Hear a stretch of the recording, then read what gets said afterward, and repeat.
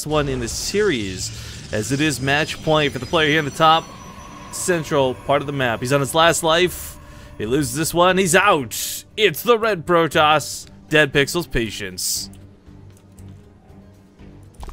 In the bottom position, as the blue Zerg, it's Evil Genius's JaeDong.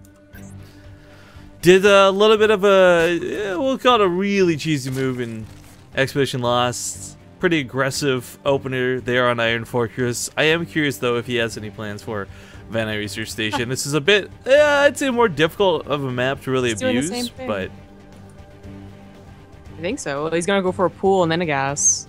Well, I was gonna bring up the alternative of possible gold base. Okay. And looks like where the drone might be going. Yep. Yeah. Yeah. So of course Van Nuys, that's the I was gonna be like preemptive for a pool, right? Because just trees twice in a row, so try and get away with a couple of really greedy builds. But Van Nuys being, you know, the map that it is, you know, that's that one option to go for the gold base. You can go for the double gold base too. I've seen some crazy folks do that, but more often than not, it's like what we saw yesterday. So hatch and then hatch at the third, and then a very, very secure fourth base should it get there. What you say crazy Zergs like plural? We've like seen one crazy Zerg in recent days that I can think of go for double golds. Who are you thinking of? Just no regret. Like I can't think of anyone else who's taken the. Snoot done it. Snoot done it. Snoot does it on this stream. Snoot done did it. Okay, fine. I can believe Snoot. I'll give you that one. But yeah, for JaeDong's sake, this is pretty much the most classic way we see it open. Like you take the one gold, take your natural over here, end up having a really secure fourth base for the late game should it go to it. Does Cat's expanding to the gold and then getting like 4 gated so he expands to the other gold to make up for the loss of his main base count? Well, that's one of those ones that gets an asterisk, right? Now he was going to drone transfer. This is really curious that he pulls back from it. I guess I don't know if he saw the Zealot. He must have seen the Zealot walking in the Overlord. Because like I say, there's still, you could probably micro around that Zealot and still mine off the base a little bit, but not wanting to risk it. Gonna wait till he gets the legs to clean it up and then probably transfer over after. Yeah. We saw someone else yesterday, I believe. They went for this really greedy build and they lost like 2-3 drones to the main base. Can't remember who it was, but I just remember being like, oh, I didn't expect that to happen. Usually these pro players, it might have been Sox3, just have really great control and they don't let that happen. Where's like a 3-hatcher for a pool? Well, regardless, JaeDong has the links now, he's got the transfer going, and the Queen's gonna be able to help out with this really stupid, annoying little position. It's such a small detail, but he pulls back the lings. I love watching Zerg players do that in the Zealot fights. Yeah. It is gonna be a third base finishing up for JaeDong as well, so gonna be able to get a lot of economy off the back of, you know, a lot fewer drones. So should he attack or should he just, you know, macro up? Both are fairly good. It's up to really Patience to decide what to do. So, you know, suddenly the Zerg player is no longer the reactive race. They're the ones that force the hand of the Protoss player. I didn't think this was real. I just got told, by the way, our good friend Lycan is doing a 24-hour stream, and I guess he fell asleep on stream with his waifu pillow, and I just had to check it out there really quick. And yeah, he's just snoozing away. What a guy. Good job, man. So just small shout out to Lycan, good friend of ours. Well, this Overlord being a tiny bit of position, probably would have died anyways. Most of course here in high ground vision. You did, because I didn't feel any lag. Yeah, that's exactly what I was just thinking. I got no network spikes on my end, so it's looking all good over here. Should I tell him that, or? No, don't type in ups, chat. I think it's, we got like every streamer in here right now because the main stream's finished up. We don't need we'll let them figure that out on their own. Now, for where this really leads the game, though, I wasn't sure if the dedication of the gold was going to go there. I was hesitant at first, but it looked like it was just for fear of that one Zealot. But you guys will notice, JaeDong does have a higher income per minute than his opponent, but it's not by a whole hell of a lot. That's the nice thing for Protoss. You're growing out so many probes so quickly that you can still maintain a pretty even footing to begin with.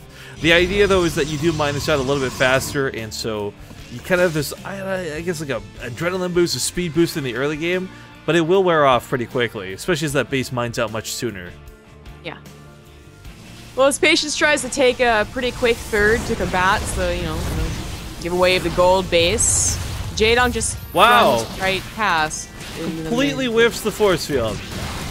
That should not have happened. That should really not have happened. Yeah, I mean, luckily he has production, right? It's not like he's on one base, or one gateway, rather. Goes for the sentry. Oh, realize he's out of energy. That was such a smart move. Gets it. Gonna get two of the stalkers behind us, too, maybe? Nah, just one of them. No, he's not done just yet. Yep. He's also kind of locked.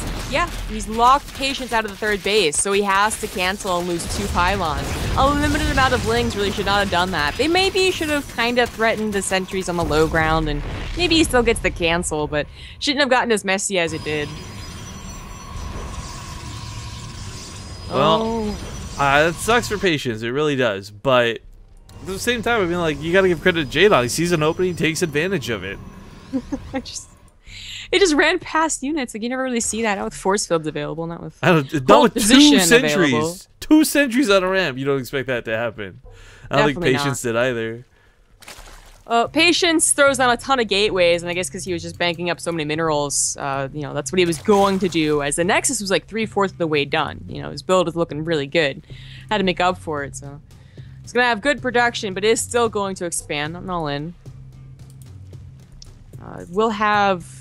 Oh, won't have Blink. He's a Twilight Council, but he didn't go for Blink. There it is. Yo, I would actually love to see a Dark Shrine come into play. We haven't really seen too much of that through most of the Protoss in our casts, but yo, with Warp Prism Harass, or whether it's just walking them across the map, DTs are pretty nice when you're in a rough situation like this. That's true. That's correct. But he's not going to try and go for it. He's just going to try and weather the storm, the Hydra storm, and then without storm. So it's going to be quite difficult.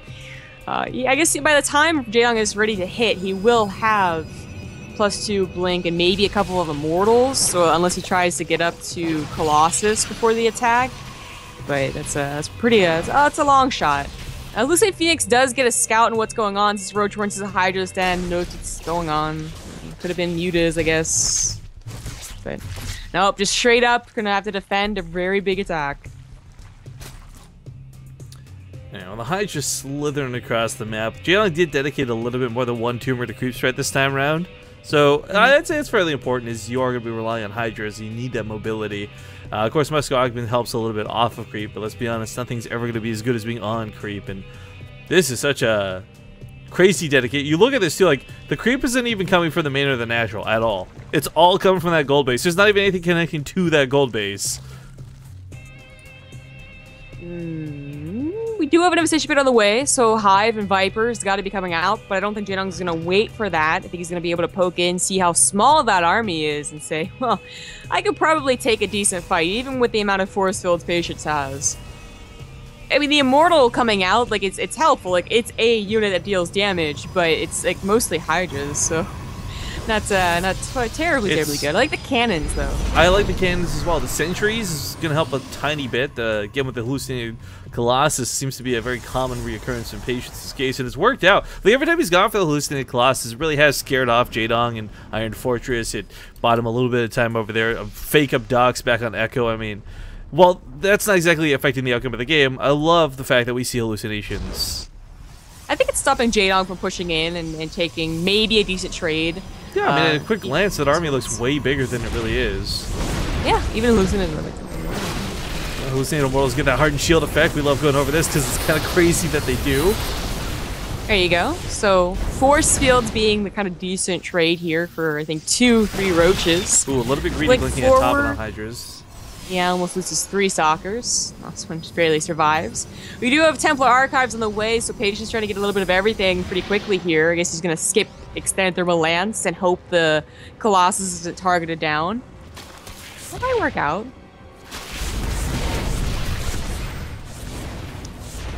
Well, Hive's almost done. The creep spread is insane. Already at Patience's gold base and slowly coming forward to help the Hydras on the home front. Yeah, I love it. It's still fresh queen on the front lines, actively placing creep tumors. Yeah. You know, I'm a little bit sad. I really want Patience to take this to the ace match, but the rate this is going, yeah, if storms are done, maybe this looks a little bit different. We saw how hard storms crushed JaeDong on Echo, but I mean, it's still a situation where this feels like JaeDong's game, and it's all about him possibly giving away this game. Yeah. I thought JaeDong maybe saw something with his vision. That's why he pulled back, but it wasn't so. But it would have been cool if Patience had hallucinated a War Prism to pull the entire army back, but didn't need it. +3 is going to finish up for Patience. Storm is, and I think even by the time the Vipers are out, Extended Thermal Lance will also be done. So Patience had a very small army, like really small. It was a scary time, but he has gotten to a good composition, and honestly, it's going to now test JaeDong's, you know, late game PvZ, which we saw in the first game a little bit. Well, yeah, there's two really weird things for this though, like, right? Like, most of the time you actually don't see Zerg on upgrades at this point. It's been such a brute force game, and usually there's a lot of harassment back and forth, but JaeDong's actually coming into this with +3 weapons himself. He's got possibly have the transitions and all this behind it, but I still find it hilarious that there's still no creep spread connecting to the rest of this insane creep spread. Oh, finally that creep tumor queen died. Yeah, there's still like 4 or 5 active tumors on the front line. It's not too bad. Yeah, but Patience has nowhere to take a fourth without, you know, killing something first. Creep tumors, oh, an Overlord. Not gonna be able to sneak one by JaeDong, as JaeDong is now attacking. That's a lot of cannons, though. That's actually not something he can underestimate. They do deal a good amount of damage. Look at those fake Colossus revealed on the front lines, trying to give them away to the Vipers. Not taking the bait there. JaeDong's hesitant to abduct. Looks for the real ones, goes for the Immortals instead. Storm's coming down top. The Hydras, and Patience is gonna crush this army. Wow. Okay, well that happened. The Vipers do live, which I think is the most surprising part. I would expect the opposite to happen. All the Vipers but look at that remax. Look at that production tab. Oh. Yeah, of course, you know. And as long as Patience takes his time getting across the map, then he's fine. This is the similar situation to the game #1, but difference is JaeDong is going to be able to get all the units out. He's going to have upgrades finishing up as well. Of course, there was an upgrade lead for Patience. I thought it really mattered. It was those storms that mattered. Yeah, oh my god. JaeDong's stuck in like 4 different bad funnels. The Colossus got a couple of shots off, but really these weren't the heroes of that battle. It did come down to the storms. Now the problem is he doesn't really have more behind this. You know, he made the Archon. He's got a couple of Templar back here gaining energy. But again, a big, for me, shout out goes towards the cannons. They bought, it may have been only like 4 or 5 extra seconds, but it was everything he needed to set up that attack. To set up positioning, to have the abducts go off the wrong way. I mean, that just couldn't have gone better for Patience. Yeah. Patience, of course, in desperate need of a 4th base. He needs a lot more gas. As he's, I mean, he went up to everything really quickly. Adrenal Gland's a little bit odd to see. Oh, yeah. Well, JaeDong, I think, is real. He knows that he's still in a good position, because he is. But Lings, the farther the game goes, are going to be a good commitment for the counterattacks. That same funnel, though. Funnel again. Like, there are still storms, JaeDong. They didn't disappear. Yeah, it's getting some pretty good ones off, too. Feedback's not really going down on the Vipers. Colossus. Oh, the Colossus is raring and fighting and want to get involved with that fight. Unfortunately, you know what? The Nexus might just go down through this, and even if he does take a good army fight, which he might not even be able to afford to do, the base does die. Looks like even with the choke and the limited positioning, you know, it is going to work out. If he had like 2 more storms, he absolutely demolishes the army again and probably saves his 3rd. But now back down to 2 bases. Only you know, good unit count that he has is in Blink Stalkers. I can't look at this production. 26. Every time I looked at his 26 Hydras coming out, every time I looked at his 20-something roaches on the way.